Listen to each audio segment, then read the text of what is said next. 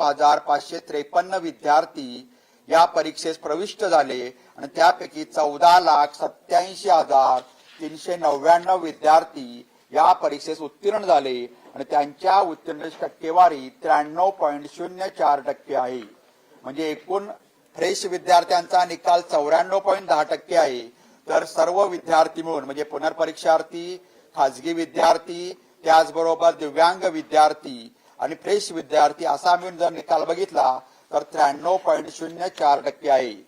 सर्व विभागीय मंडळामध्ये मिळून नेहमीप्रमाणे कोकण विभागाने याही वर्षी बाजी मारली असून कोकण विभागाचा निकाल 98.82% इतका असून सर्वात कमी निकाल तुलनेने नागपूर विभागाचा 90.78% इतका आहे।